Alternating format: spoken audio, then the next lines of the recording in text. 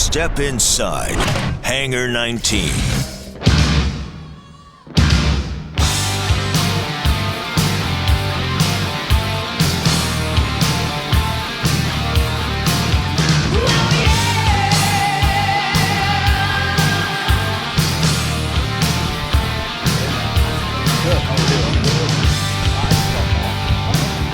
Hangar19.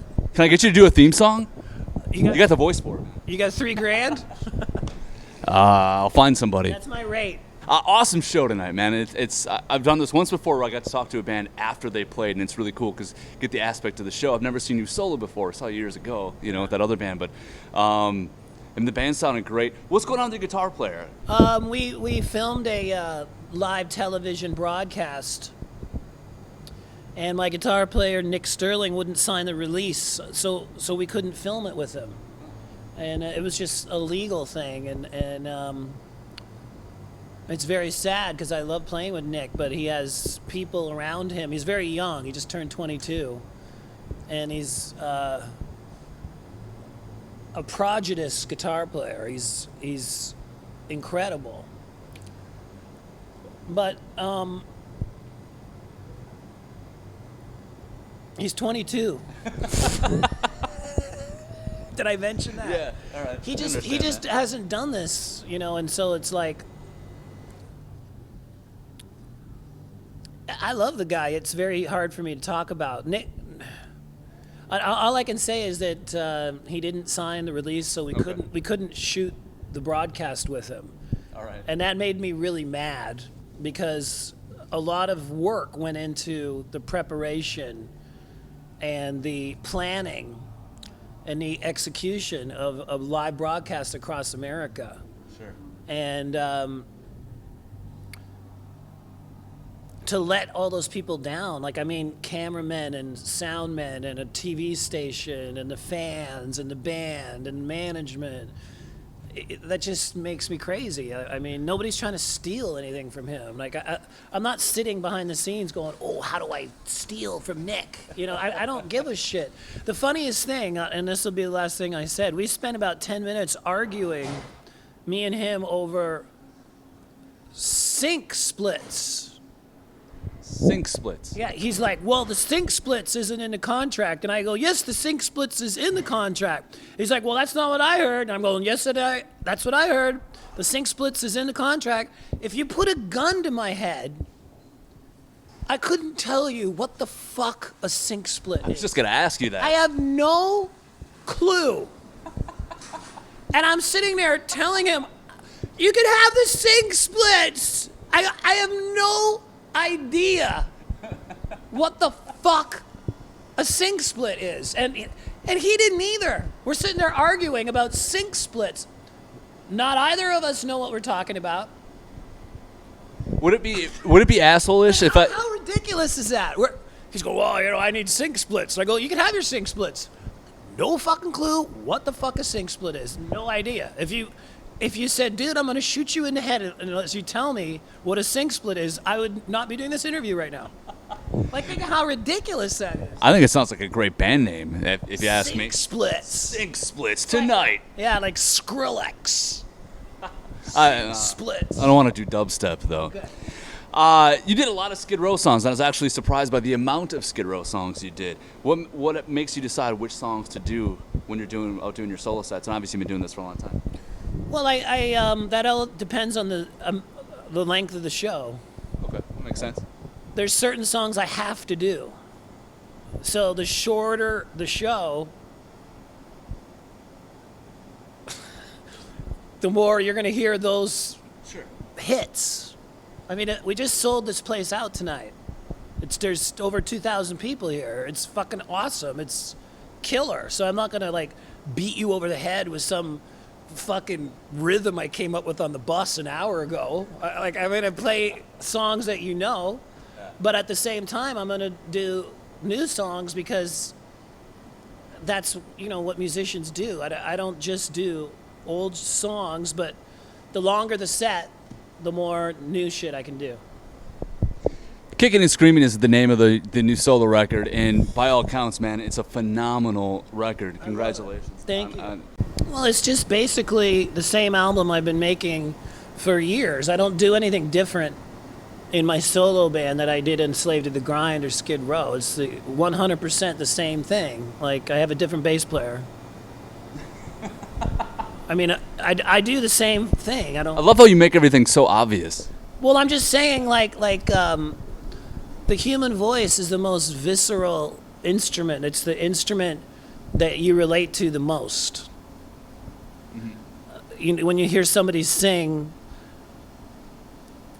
I mean, you just feel what they're feeling. You know what I'm saying? So I mean, there's been bands that have replaced their lead singers and done really well, but they're very few and far between. And you know, like Brian Johnson from AC/DC is Just the prime example. He's great, but he's not trying to clone or mimic or imitate Bon Scott. Right. He's Brian Johnson. He's his own guy. So my old band went the other route. They have if you squint your eyes from the back row, maybe it's Sebastian. Like, Doc McGee even told me that. He's like, well, we fooled some of the people. I'm like, really, dude? Really? It's like, yeah, we fooled some people. I'm like, what the fuck, dude? Like, you really want to piss me off? Reinvent that shit.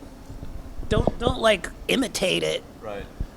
I'm actually flabbergasted. I saw Skid Row on a music festival a few weeks back, and I was blown away by the amount of people who came up to me at the radio tent I was hanging out at, saying, "Oh, I didn't know Sebastian Bach wasn't in this band anymore." I don't know what to say. It's like, I'm a different kind of rock fan. I'm like a fan that knows what the bands I like are doing, and you know, I go to their website and I check it out. And what are you listening to for new music? I mean, what's a guy like you listen to for new stuff? I like the Black Veil Brides a lot.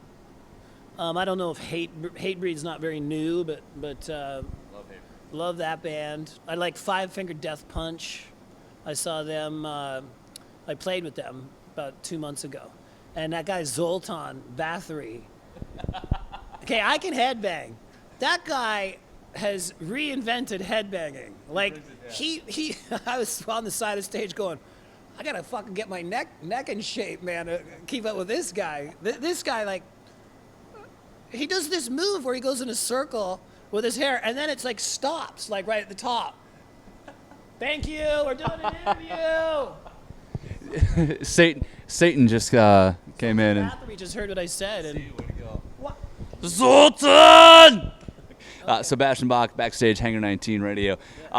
Again, yeah, Kicking and Screaming is great. The Skid Row stuff we mentioned, but there's one thing, because you said this in an interview recently, that 4 out of 5 guys say, yeah, Skid Row could happen, but... Yeah. Well, there's nothing more to the story. Okay. We got offered 2 big shows, reunion shows, this summer, and I talked to 3 of the other guys, and they all said yes, they would like to do it, but there was one guy that didn't want to do it.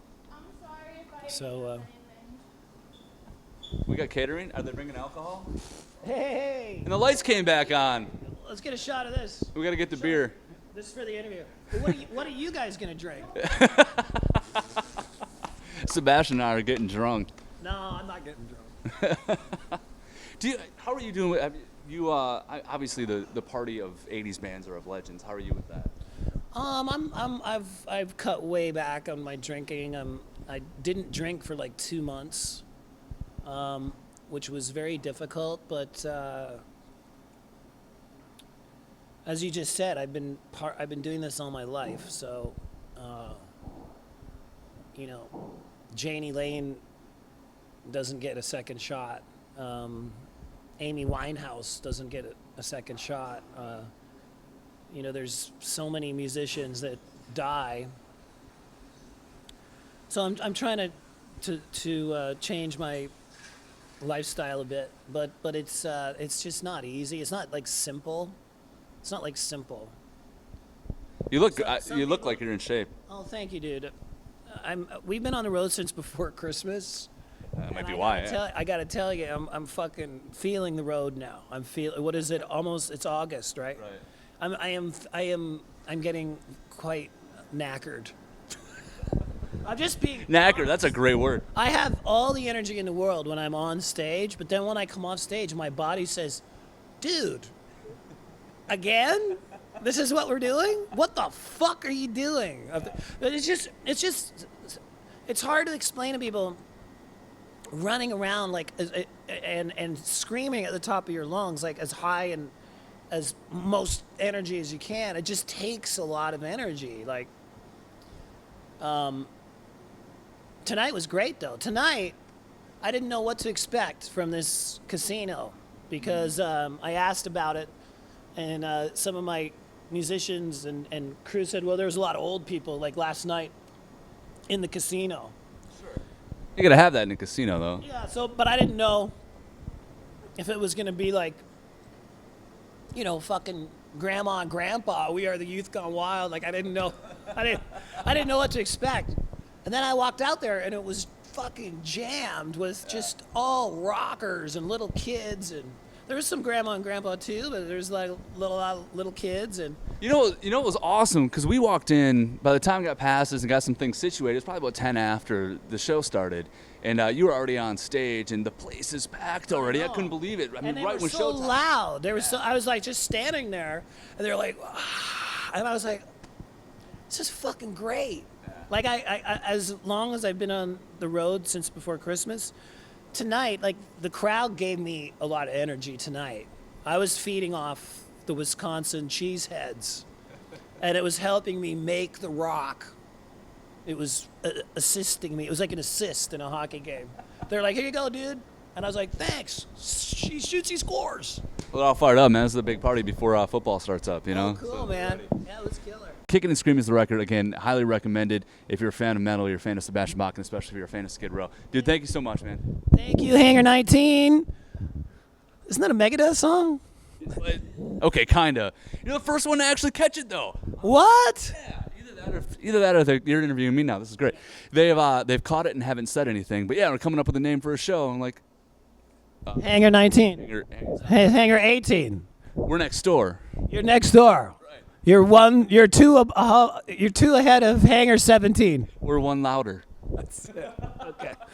Hangar 19. Take that, David Gates.